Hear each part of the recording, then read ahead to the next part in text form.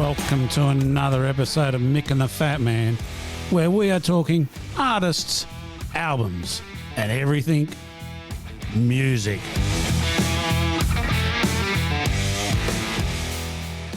Well, that's right, folks. Welcome to another exciting episode of Mick and the Fat Man, Series 4, Episode 4. G'day, Mick. Happy rock and roll to you, sir. And how are you travelling? Mate, I'm just great. I'm having a great time. But we've got some great episodes coming up in the next couple of weeks, and the playlists that go with them. That's half the fun of this podcast, is go really digging, finding stuff that you know people are going to like, and that'll give them an insight into the artists that we're talking about. We may even find the odd thing that's not to like so much, but anyway, I've been known to do that. We will see how we move through this. Mick, I could see the old Glowbite school bag. Sorry, I beg your pardon. The new Glowbite school bag, that beautiful pink concoction with the beautiful designer interior, rattling around over there. Open up and tell us what we've got in store for us this week, mate. Mate, we have got an entire career fellow by the name of Bob Mould. Oh. Now, you've never heard of Bob Mould? No. You people out there in your little phones and podcast environment have never heard of Bob Mould, but you may have heard of Husker, and you've probably heard of Sugar. Never. Never? Okay. I can see Jeff nodding his head in consternation as to who the hell are you talking about. He actually said another word. Who the fuck are you talking about? Yeah, he did. But I think you're going to find it interesting, and it's great. And I think you're also going to find a hell of the people we're going to listen to today or talk about have been a hell of an influence on music over the last 30 years. Well, Mick, that's very exciting. I can't wait to hear that. But first of all, let's have a little chat amongst ourselves and have a listen to this. Knocking on heaven's door. I feel like I'm knocking on heaven's door. Knocking on heaven's door. Knocking on heaven's door. Mick, since we last met, we have seen the demise of Melanie. Now, did you remember Melanie? Well, Melanie inspired me to get a pair of roller skates and a skateboard. I loved Melanie. I thought she was really nice. I thought she was a bit cute, to be brutally honest with you. Oh, look, if you like that sort of thing, yeah. And I did. Female. That was a good start. Yes, Melanie and Safka Skekarik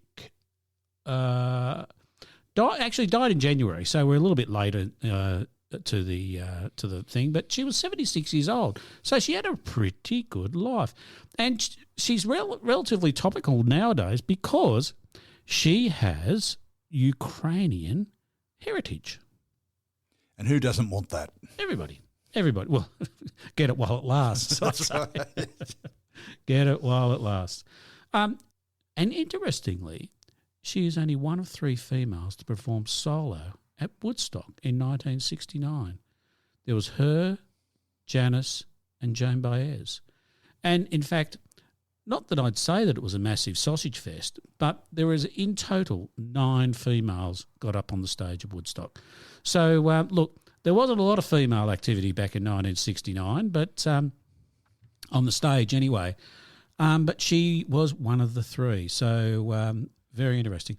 Now, interestingly, she had her first number 1 in the Netherlands. Well, who'd have thought that? Who'd have thunk it? And I will put a link up to a concert that I found in 2022, where in fact she plays a little concert in the Netherlands.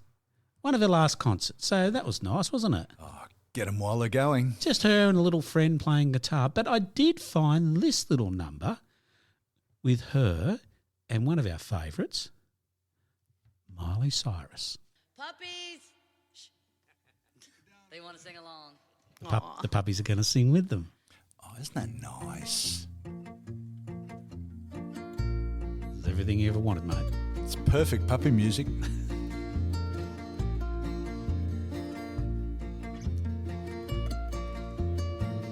Look what they've done to my song.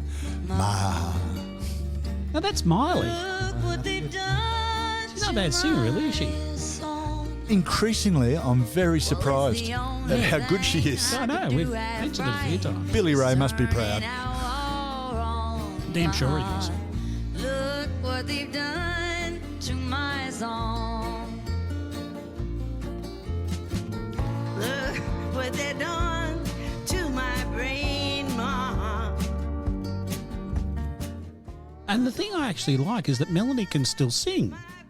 So this is 2015. Melanie's still got a voice. Well, that's very good.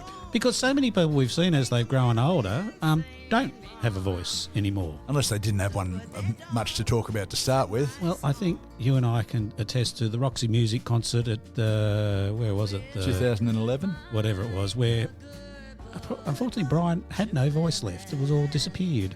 Oh, well, that's why he employed a whole lot of backing singers. You couldn't get the guitarist onto the stage. Phil had to play off stage because he had the stage just chock-a-block with female backup singers. Hundreds and hundreds of them. Absolutely. Singing the song. Yeah. But no, she's got a great voice. So this is 2015. So she it's only like essentially 11 years ago. No, 9 years ago. So she would have been 68. So hanging in there with the voice. The maths is frightening. And she can speak a bit of French as well. Oh. Good, eh? So that's nice. Nice little song there. So, yes, farewell, Melanie. We wish you all the best in your future endeavours in other places. Up in the rock and roll heaven with that hell of a band. That's right. It just got a bit of a folk tinge to it. That's right. Yeah. I don't know what Hendrix is going to do now. Yeah. Now, interestingly, He could play acoustic. Oh, look, he could. So when I do these little hunt for deceased people, I just go to Wikipedia and say dead artist 2024. Anyway, as I scrolled down the page, I found there was a whole link to dead hip-hop artists. Now, talk about being in the wrong occupation if you're into health and safety. Hip-hop artist is not one of those to get into. Maybe there's a safety warning. Well, there clearly needs to be.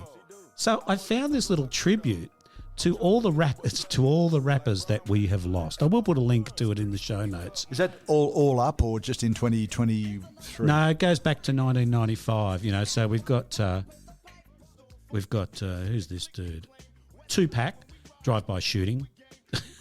Is this how they died? Yeah. I was going to say, do they have a separate subset of ones who died of bullet wounds? Yeah, so Juicy, drive-by shooting. Yeah. Tops Drops, Fat Pat, I should say. Fat Pat, shot and killed. Big L, drive-by shooting. Yep.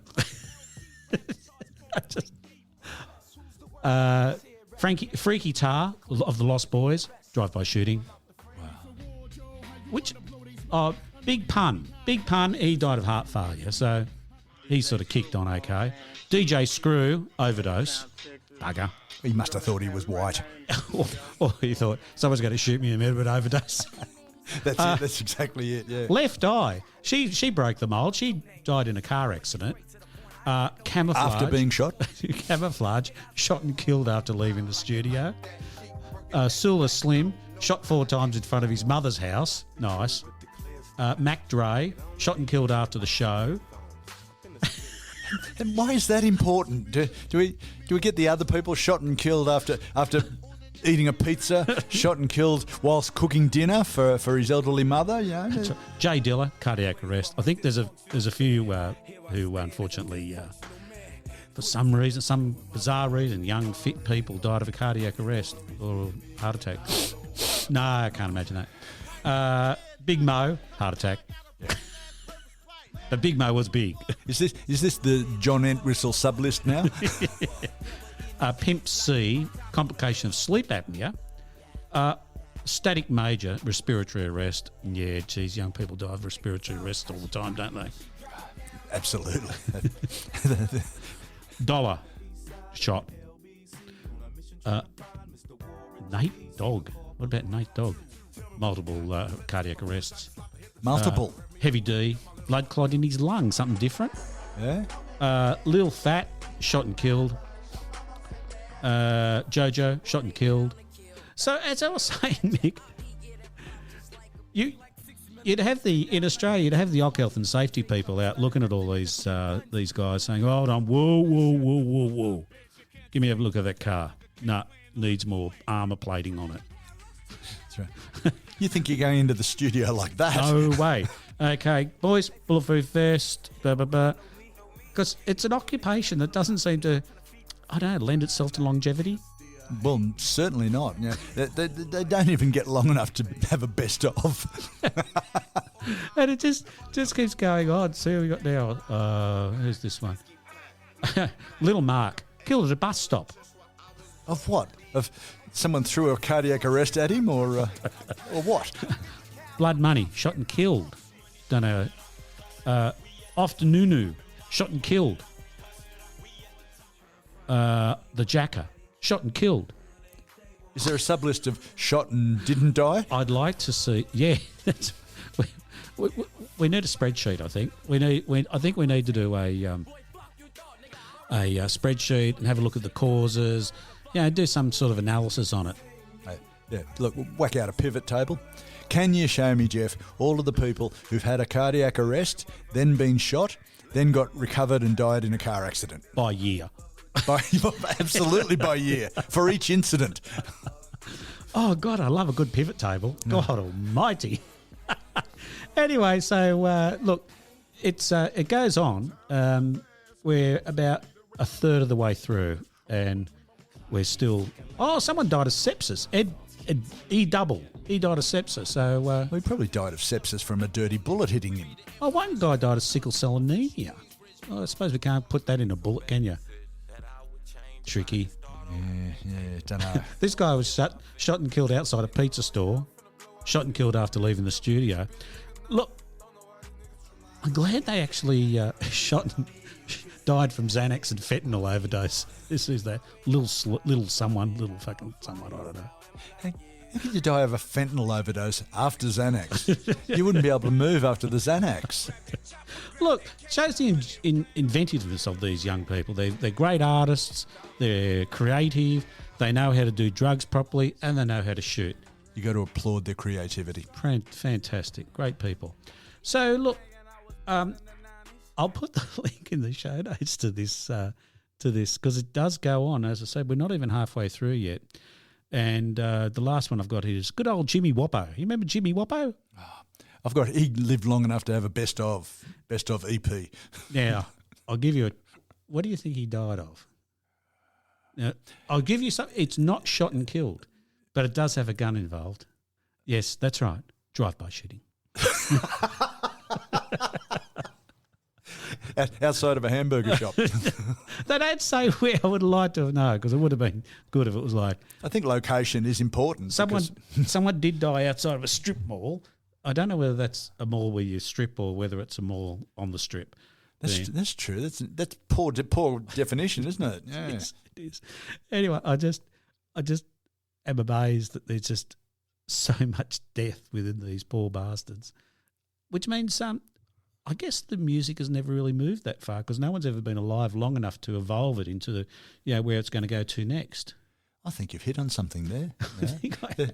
They're still yelling about hoes and injustice and more hoes and gangbangers for the last 30 years. That's right, when in fact they've been killing themselves, not the coppers. That's right, yes. What are we going to do about him? Just leave him. He won't last long. And it's predominantly men, oddly enough. Who'd have thought? Who would have thought? So, look, that's interesting. And as I said, I'll put the link in the show notes for you to follow that up. However, I did find another death reference here. And those who know and love Joe Walsh. Yeah. And who can forget Joe Walsh?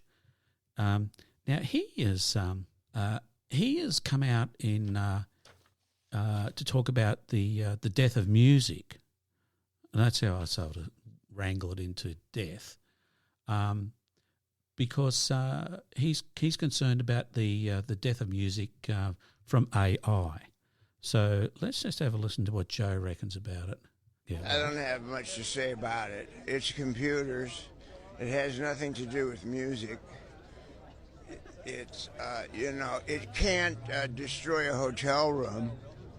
It can't throw a TV off the 5th floor into the pool and get right in the middle. When AI knows how to destroy a hotel room, then I'll pay attention to it. So there's a challenge.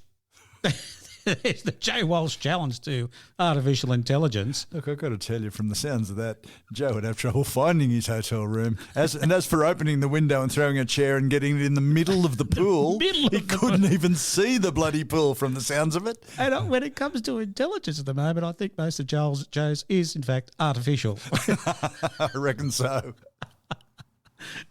But it's hilarious. Yeah, like, not just get the TV into the pool. That's not the challenge here. That's not the challenge. The challenge is getting it into the middle of the pool. That I like. So we will know. So you and I will know, and our listeners will know, when AI has finally come of age, we will see wrecked hotel rooms. And we'll see... And nobody. And we'll see AI being banned from Best Western or something like that around the world. Allah. And who was that? The Who, I think. Was it? That was Keith Moon, who invented trashing hotel rooms. when he actually rang the police and got them to block off a street in New York so that he could destroy the hotel room without hurting anybody. How community-minded was Keith? He was very community-minded. So there's our Knocking on Heaven's Door segment for this show. And I think you'll agree, some very interesting entries in there. I think it's time for us to move on. And we're going to look at 1001 Albums You Must Hear Before You Die, edited by Robert Dimery, 2021. I know we keep talking about it. There must be another edition coming out soon.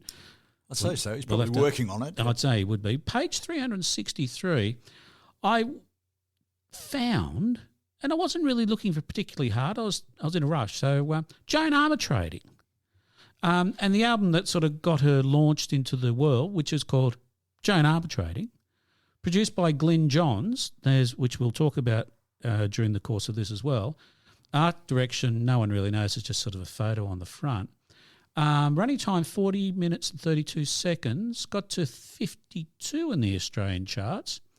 Just give you a little bit of a background to her. Joan Armatrading, born in 1950 in St Kitts. She lives in England nowadays. She was the first black woman in the UK to make an impact performing her own compositions. And this is her third studio album. The first two didn't really do very much, and the record company brought in Glyn Johns to help her produce something of a little bit more. It might be a little bit more worthy of the charts. Mick, give us a bit of your view of Joan Armatrading. Mate, I think she's terrific. I really do. And look, before we get off it, the fact that you've just mentioned Glyn Johns. Now, I've just finished reading his biography. Now, that might surprise you that I'm reading. Yeah, really? I have. I didn't know. And he was a witness to much of the debauchery of the early 70s because he did all the Stones albums. He was involved with the Beatles as well. Yeah. He was involved with the Stones. Yeah. Led Zeppelin. He learnt from George Martin. Yeah. And carried that through to the other biggest bands in the world. So he's certainly eminently qualified to pick up someone's career and throw it at the stars. One of the great producers of modern music. Yep. So, sorry, back to the album. Look, the album is really, really good.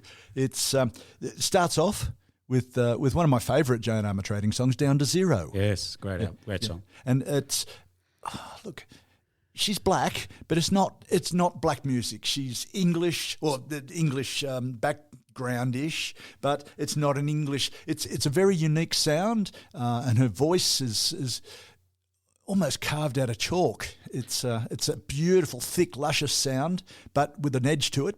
And she's got a really, really strong soul and blues sort of sound to her as well. Yeah. A really nice sound. And if you hear her interview, she's as pommy as the... Absolutely. You know. Yeah. Look, the sound, as we've discovered with a lot of the things that we listen to, the sound is not just magic. You know, that they turn the microphone on and, oh, great, there goes Joan, we've got a new album, let's put it out next week. You really got to have someone who knows what they're doing with the microphones, the balances, all of those sorts of things, the acoustics. The knobs. How sliders. to twiddle the knobs, Yes. as they say. Yes. Yeah, and even to the point of, you know, as we did this morning, adjusting the curtains in the Mick and the Fat Man studio to get that deadening of the sound so that we sound at our best. Gee, we've come a long way, haven't we? When we adjust the curtains. Yeah, mate. And I did notice you doing a couple of sliders there before. I thought that was fantastic. I've slid. I've definitely. Am I doing slid. this podcast with Glyn Johns? I thought. That's right, because well, maybe I look as old as Glyn Johns. I feel like it at the moment. Maybe, that's for sure. yeah. Well, you would, yeah. And that's not a bad thing. No. I saw Joan Armatrading quite a few years back. She was on a double bill with Boz Scaggs. Oh yeah, and you'll recall that we liked Boz Scaggs a lot in the late 70s. Silk Degrees and the albums around that. Yeah, it's fantastic. Down to then left. Anyway, it doesn't matter. And so I was really looking forward to going to the show to see Boz Scaggs. Yeah. And it just happened to have Joan Armatrading on the bill. Mm. So she started, and she was bloody fantastic. And then Boz comes on, and he changed his style from that sort of boppy sort of sound he had in the late 70s to more of a cool jazz sort of sound. I thought, sorry, Boz, this is crap, and walked out. Oh, really? Yeah, it was just awful. Oh. Yeah. And a lot of people were there, were happy, and they were applauding like crazy for his new song, for his new sound, but I didn't go in for it. But Joan Armatrading, great sound, carried it live, very good presence, very good playing. You know, there's nothing artificial about the nexus between what she records on an album and what she records live. No, she's good muso. Good muso. Indeed. So I was very happy, and Down to Zero was one of the songs that she played, of course. Excellent. Sad about Bozzy boy there. Well, you know. But Joan would have been good to see. Well done. 9 out of 10 for Joan. I think so. We give Joan a thumbs up. Indeed. Mick, all right, let's move on. I wish we were on YouTube so that we could put a thumbs up icon on the screen. Thumbs up. Yes. Yeah. The only reason we're not on YouTube, Mick, is because we look fucked. That's sad, isn't it? Yeah. If only, I feel that we would be discriminated against being old boomer types. That's true. But the people we're talking about are old boomer types as well. Although I'd like to think that we're young boomers. I think you're right. We're at the tail end of it. And if I remember correctly, we weren't even in the boomer world like 20 years ago. We'd missed out. But now we're in it. Well, that's because the people we listen to have fallen into it. I think they changed the date somewhere along the line. Yep. I think they did. But as Lemmy said, if you think you're too old for rock and roll, then you are. On that note. On that note, yes. Give me the rundown on Big Bad Bob Mould, mate. Bob Mould has a career in 3 stages. He started out in the 70s with a band called Husker. Now, I can see the look on your face. You're about to say, who? And I say, not who, but Husker. Husker. Yeah. Husker were a band that started in Milwaukee, and they pioneered what's called the Midwest sound. Strong, loud, solid rhythm guitar with louder electric lead over the top of that playing rhythm. It was really, it's just kind of a bit of a thrash of guitar, isn't it? They started out as a punk band, absolutely. Yeah. Yes. It's like well, not that particular. Not that particular riff, no. That was Deep Purple, wasn't it? Oh, I don't know. It was all of them. It's called Jeff's generic riff. Yes. So Bob was in Husker, which is probably one of the most influential US bands of all time. Really? Yeah, and I'll talk about that in a minute. In terms of the way that they've influenced the way people play, the way they've influenced the way people do songs, influence across to the UK as well.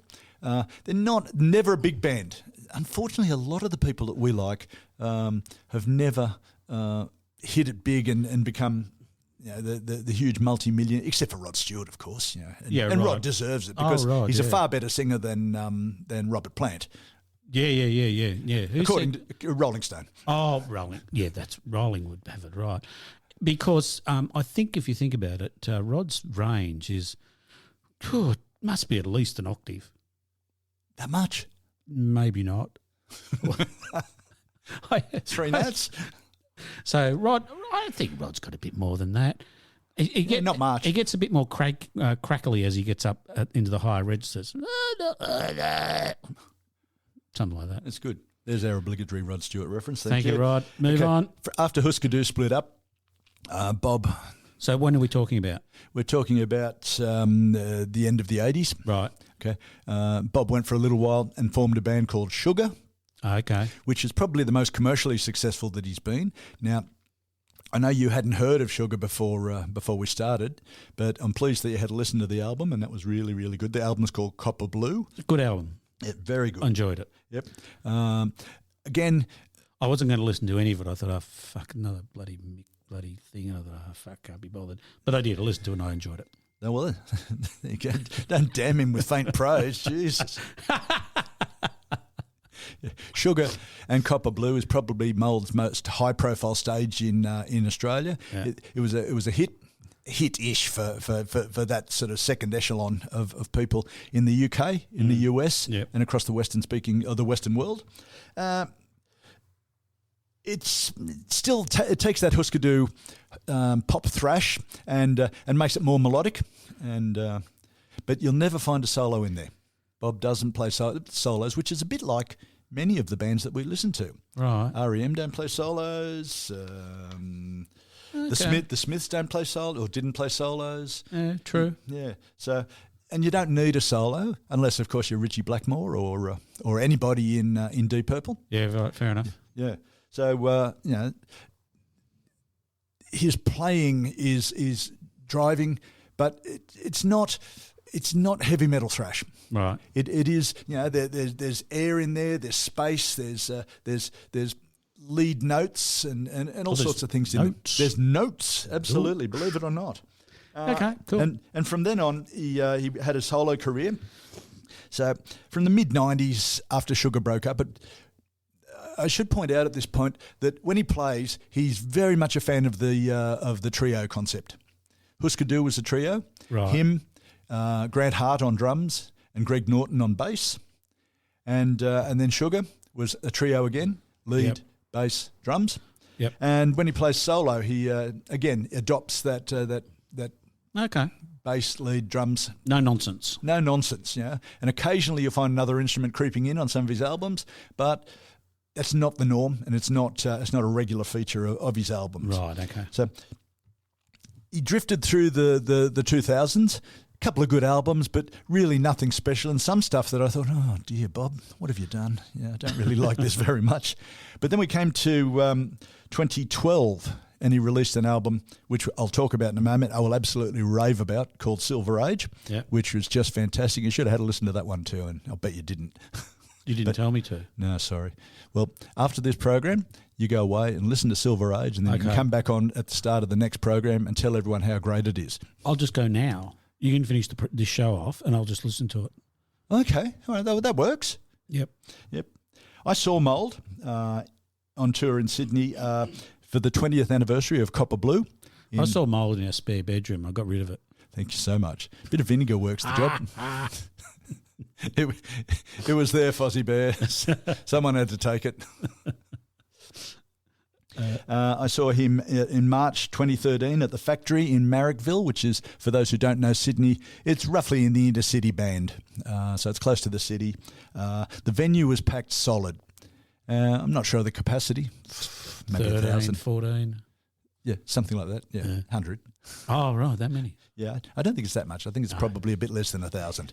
But nonetheless, it was a very enthusiastic crowd. And the Factory is a venue that's taking a good position as not the biggest venue in Sydney, but a very popular venue because you can get there, easy to get to, good visibility of the bands, good sound, and so on and so on.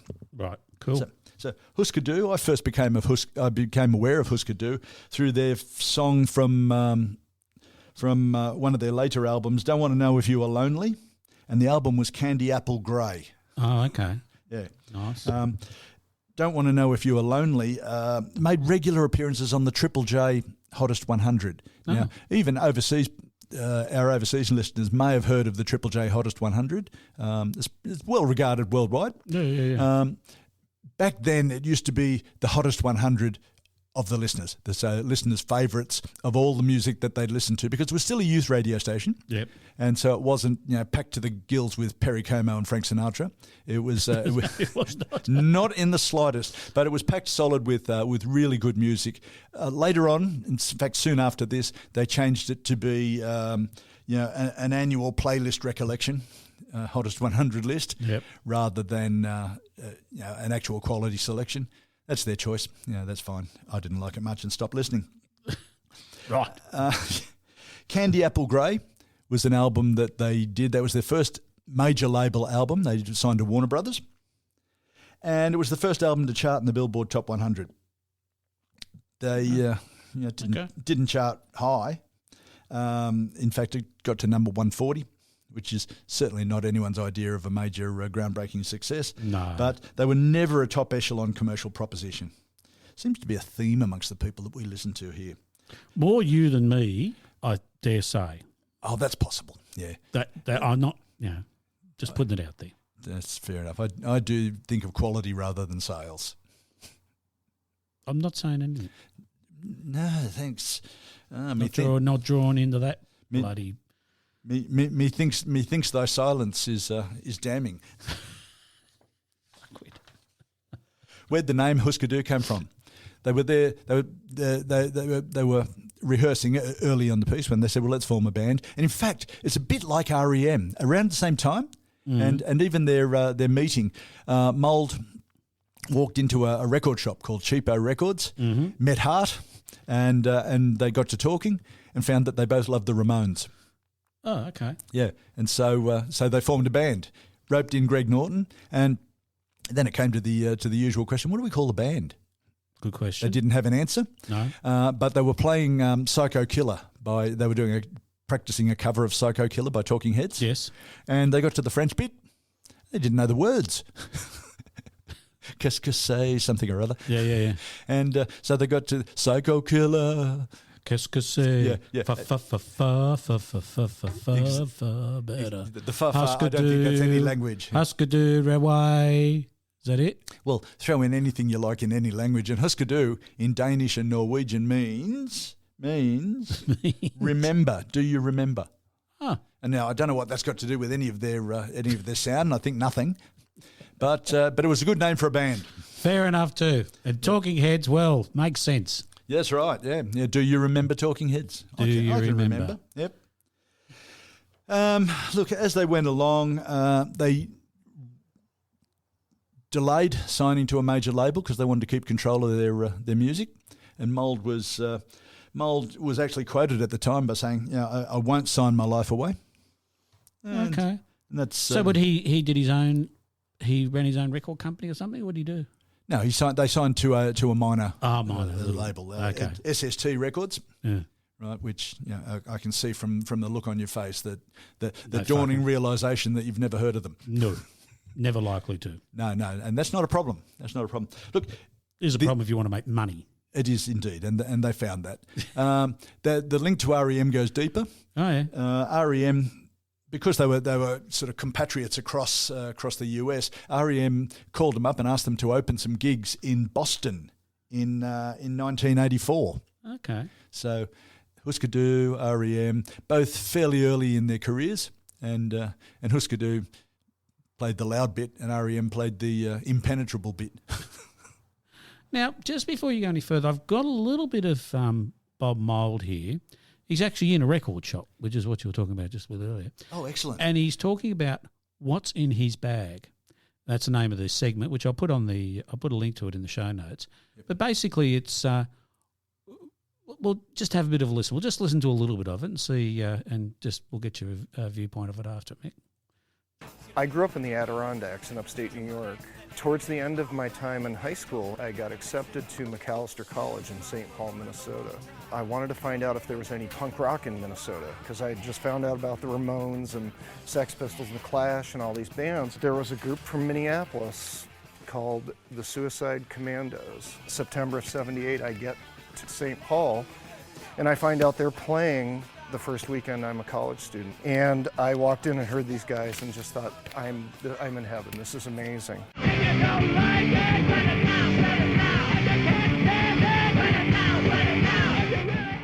The first Buzzcocks album, another music in a different kitchen. Pete Shelley is like one of the main influences on my work. Buzzcocks, I'm sure people know Ever Fallen in Love, or some of the hits, but this is the first proper album.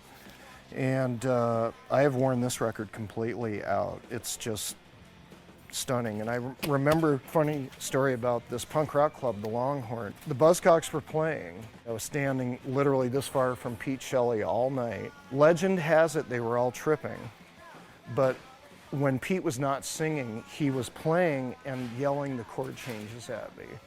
Yeah, so a couple little influences there from Bob in the record shop. That was interesting, wasn't it?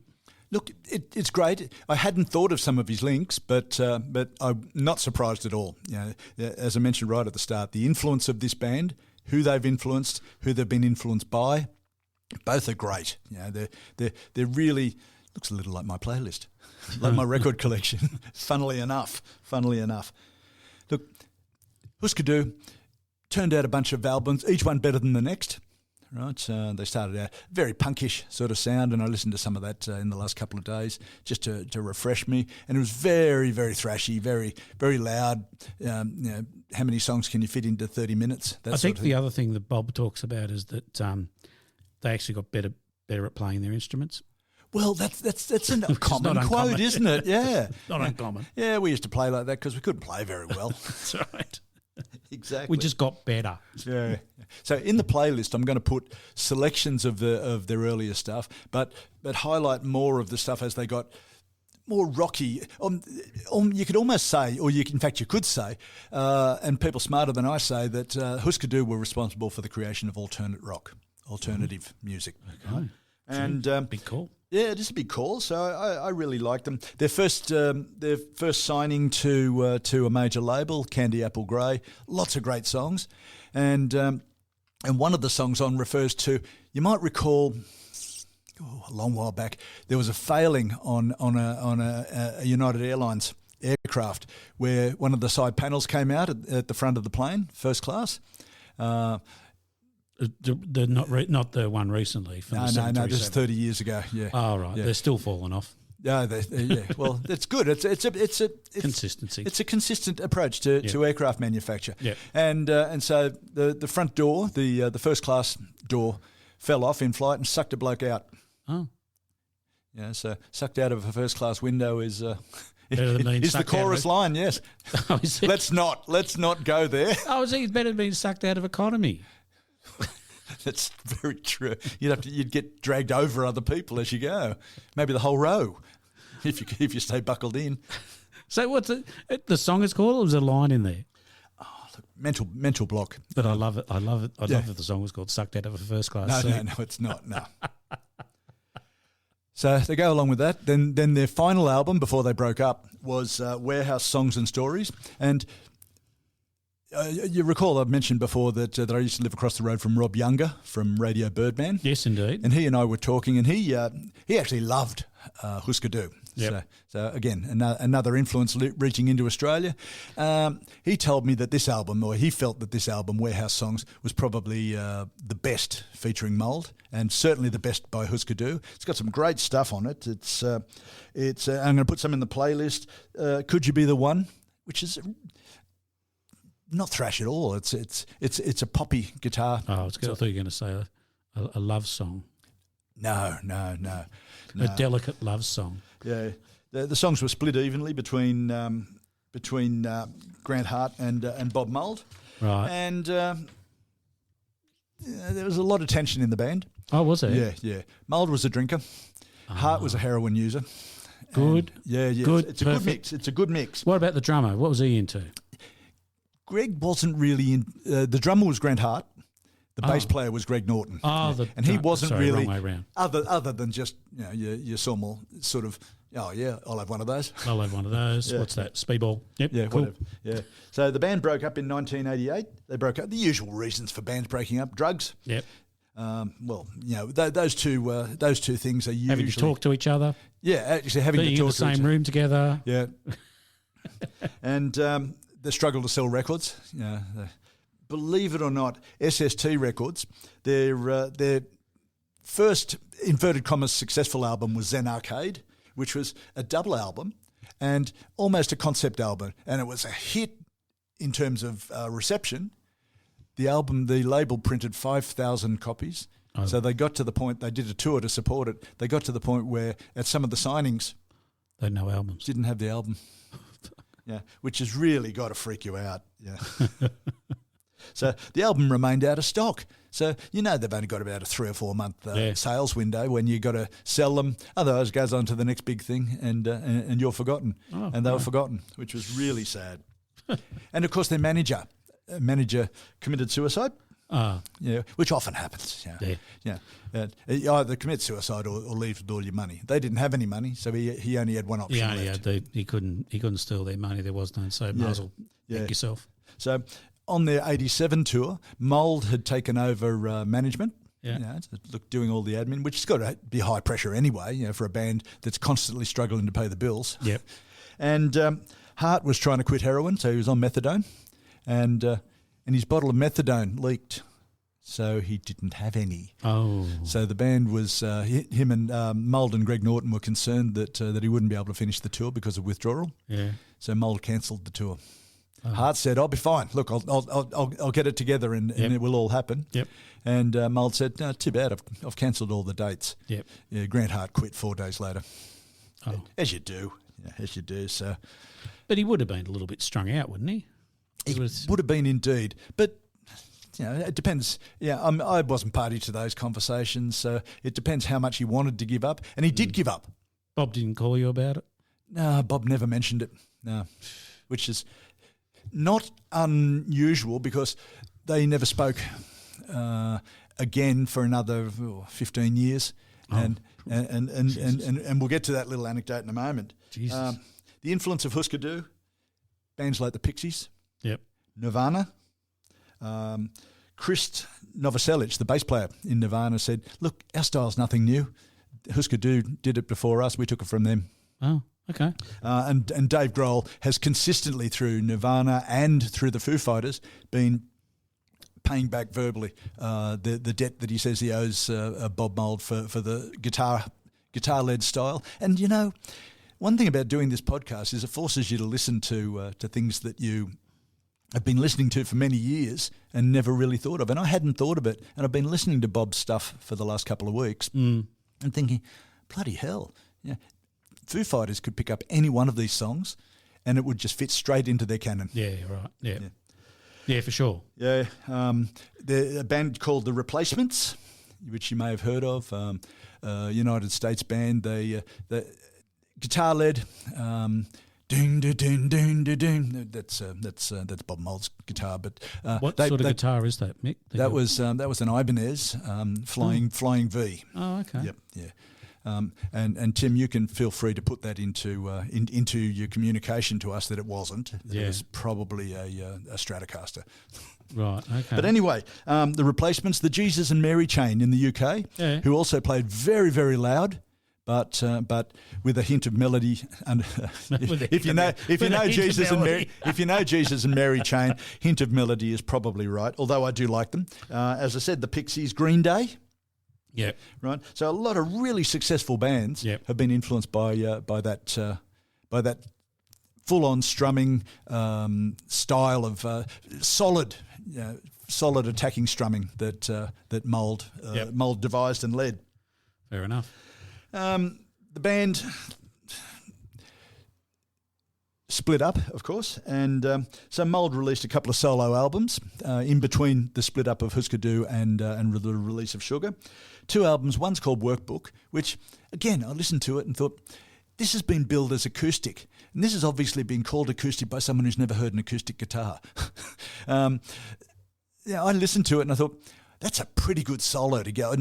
Not so much a solo, but that way that he's playing that is pretty loud and pretty electric for an acoustic guitar. But he does play a bit of it.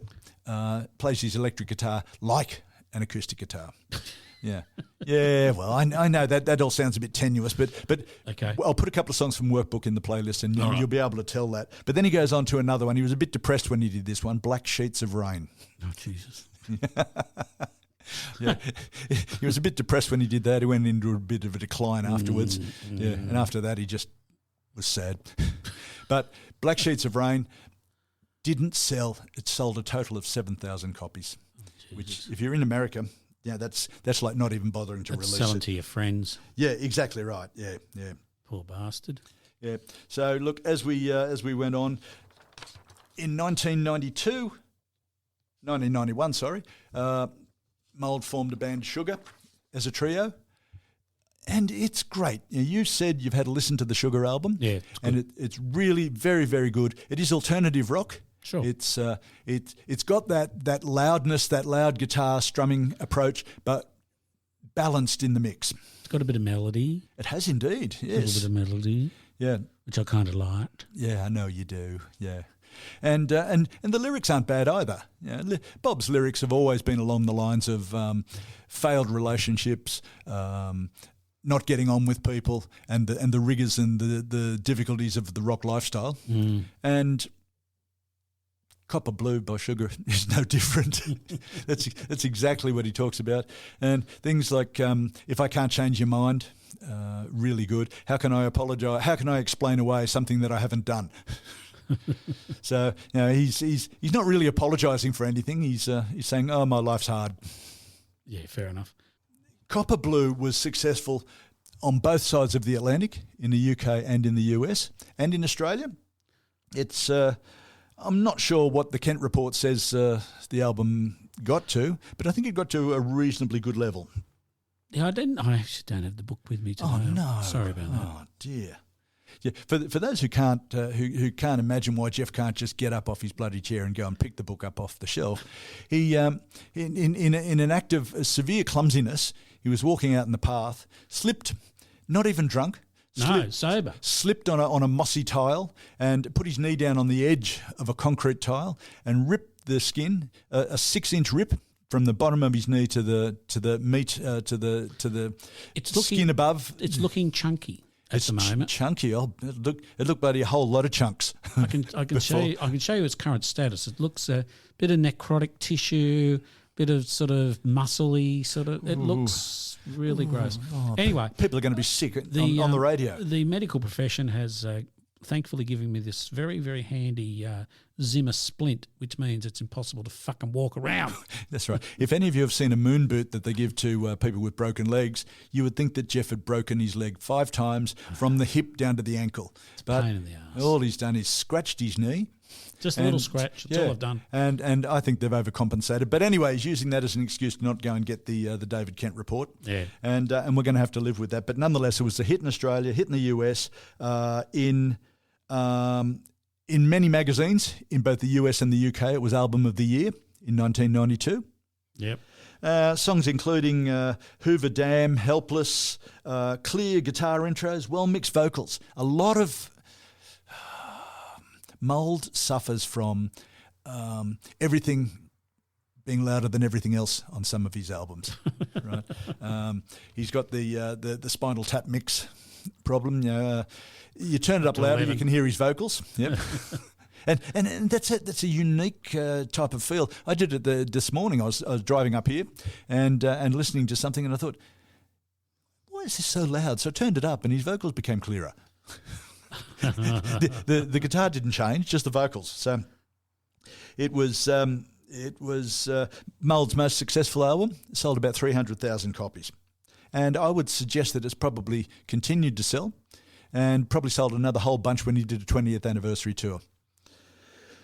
did a second album. Mould was like a lot of these musician type folks. Gets bored, wants to keep on doing something new, but he was getting bored with the concept of sugar.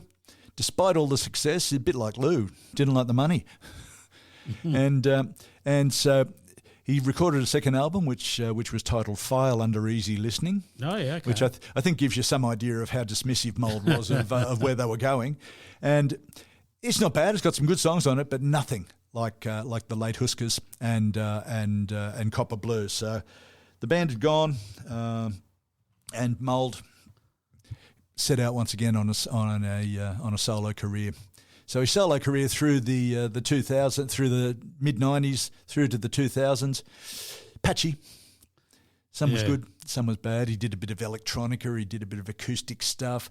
He dropped out of the music industry altogether and did script writing for a while. Oh, did he? Believe it or not, he did script writing for the wrestling.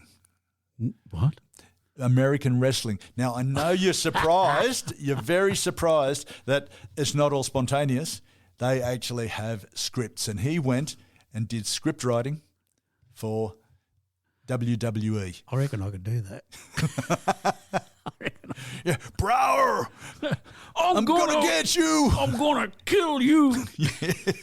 It wouldn't take a great command of English. There's no Shakespearean drama going on here. Oh, wow, that's interesting. Isn't it just? Yeah. I was helping to write professional wrestling shows for Ted Turner's wrestling group, WCW. And we would do a lot of road trips, and I would need music to keep me awake at night when I was driving. And there were 2 albums that I used to play full tilt all the time, and it drove the wrestlers nuts. But one of them was Garbage version 2.0.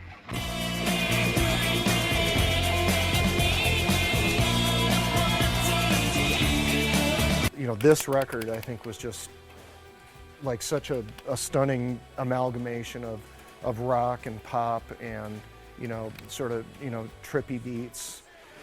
And the production is super deep and it's very emotional record. Interesting, in 2011, there was a benefit concert for him. Oh, yes, yeah. Did you get... For Mould? Well, yeah, they came together and celebrated his career. Yeah. So people like Dave Grohl, people from Superchunk, a whole bunch of... Ah, yes, yeah, I know about that one, yeah. A whole bunch of other people came together and did it's kind of a tribute to his career, not sort of posthumously or anything like that. But, so he is, as you say, well-respected across many, many musicians and his influences. Even I saw They Might Be Giants have done one of his songs. Anyway. Well, in terms of playing, I told you there was a lot of bad blood between Mould and Hart when Husker split in the late 80s. Mm-hmm. They played together at a Minnesota benefit concert in 2004. They performed 2 Husker Du songs. Right. And one of them was Never Talking to You Again, which was written by Hart, about guess who. and Mould interviewed afterwards, he commented that the performance should not give anybody any false hope that the band would reunite. And he stated in another interview that it only took a couple of minutes to realise that a Husker Du reunion was not a good idea and was never going to happen. So it's good when you make a decision and stay with it. But isn't one of them dead? Now he is, yeah. Grant Hart died. Grant Hart died in 2017 at the age of 56. Jesus. Yeah, I know. Everyone's bloody getting older. How old's Bob? About the same. Well, add another 7 years onto that. Yeah, they're all in their early 60s. So he's a young'un for many of the people we listen to. He's a bit younger than us, 63 years. Yeah. One of the things, when Grant Hart died, it was people seem to get a lot more recognition when they die than they do when they're alive. Mould issued a very dignified, generous public statement. They'd been at daggers for 20 plus years. Yeah. But Mould's comment when Hart died was really lovely. It acknowledged their clashes, but paid tribute to Hart's skills. He said, "Grant Hart was a gifted visual artist, a wonderful storyteller, and a frighteningly talented musician. Everyone touched by his spirit will always remember. Godspeed, Grant. I miss you. Be with the angels." So it's a shame that, the words, if he'd said that 10 years ago, things could have been different. It could have been different. Yeah, so it's a shame that the words that might heal many such fractured relationships only come when one of them dies, and we see that so many times in music. I wonder why they. Well, I guess they just don't get on in the same room together. Not now. No, but I mean, even when they were alive, apart from one of them being. No, well, there's a lot of history there. There's sort of Mould's obviously remembering the times Hart couldn't play because he was nodding off, and they had musical clashes, and that's what fuels a lot of bands. Sure. Daltrey can't stand Townsend in the Who. No. Yeah, I know you're surprised. Yeah, and the Oasis is split, but there's actually talk of them getting back together. Oh God! Yeah, but they have fights on stage, hitting each other with their bloody guitars and bottles of whatever they happen to be drinking at that moment. They still talk about who's the best muso between the two of them. Oh, absolutely. Yeah. Well, the answer would be neither. That's right. Yeah, I don't think much of them, but they're a good example of and the Davies brothers. Oh, yeah. Ray Davies and Dave Davies from the Kinks. Yeah. It just goes on and on and on. Yeah. We talked about this a long while back in Rock and Roll Feuds. Yeah. It just went on and on. Weren't they? Got to 2012 and Mould had what was well described in a lot of reviews, a late career renaissance. Oh, good on him. Yes.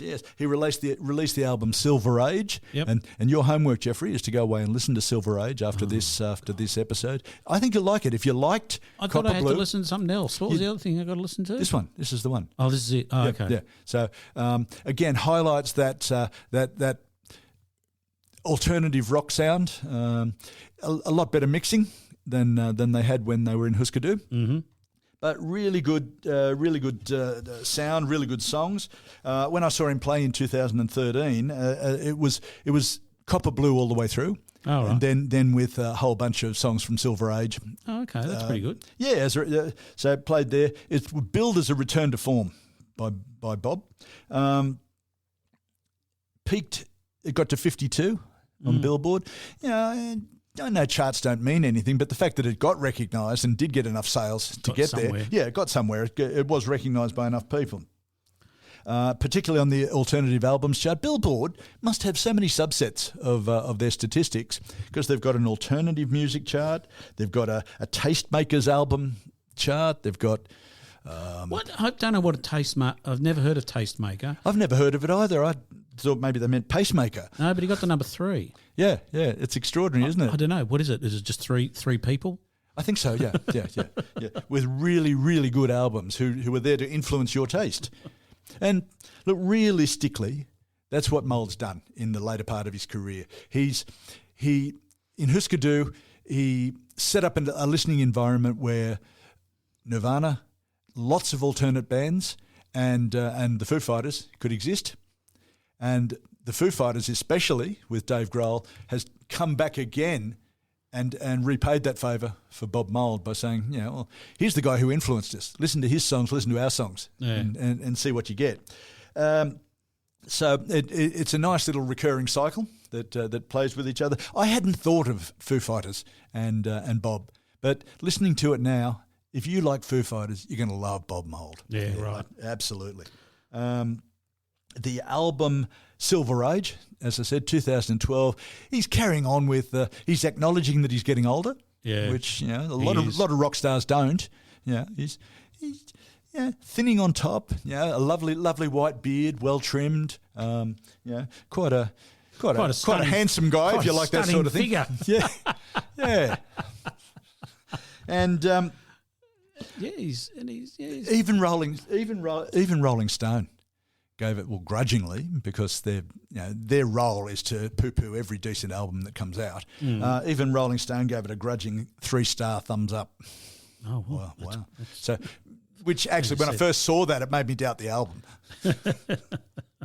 That's too good. Yeah. There's no weak tracks on the album. Stream of Hercules, a lot slower, sort of rolling guitar, a bit like a lot of the stuff on Copper Blue.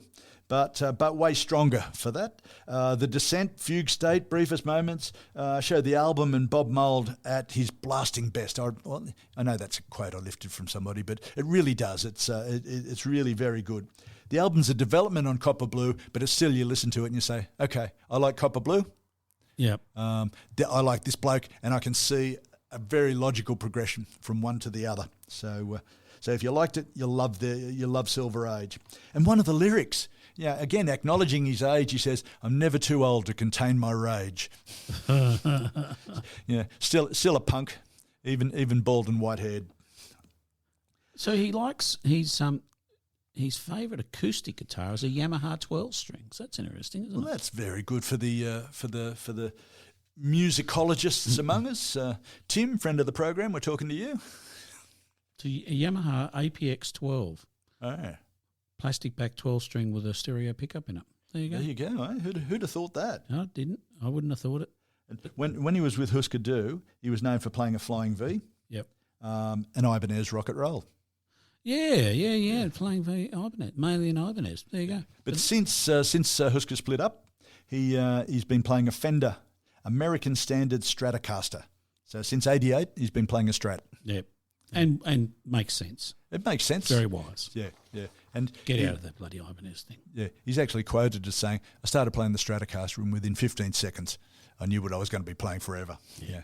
I love at first sight. It's just so for the rest of the 2010s, he's released a series of albums which are all really, really good. I think Silver Age is the best of them. Yep. But the others have got some really great songs. In the interview that we played earlier with Bob Mould, there was a song in the back that was very loud and thrashy called "American Crisis." Yes. Bob's not a Trump fan. Oh, thank God. Yeah. So the American crisis that he's talking about is the damage to the American society and democracy caused by Trump. So Good. hence American crisis. Good. Yep. Look, just one last thing that's interesting. Bob Mould is openly gay, and does that need to be said? Well, no, because I don't care, right, about what someone's preferences, what they do in their private life is, but the stereotypes, and you think, well, someone who's gay, very good at design, very, you know what I mean? That stupid stereotype of, gay, good at design, good at colours and household design and interiors, and all of those more effete type of things, type of artistic styles. To play this loud, grungy, thrashy type guitar is such a smashing of stereotypes. Yeah. I think that is just fantastic. Yep. He got married. He did, yes. To Don Fisher. He did indeed. And he and Don are going well. Good to hear. And with that, I think we can probably say goodbye, Bob. Yeah, thanks, Bob. An interesting journey through a lesser known but amazingly influential person in music. So we thank you, sir. Bye for now.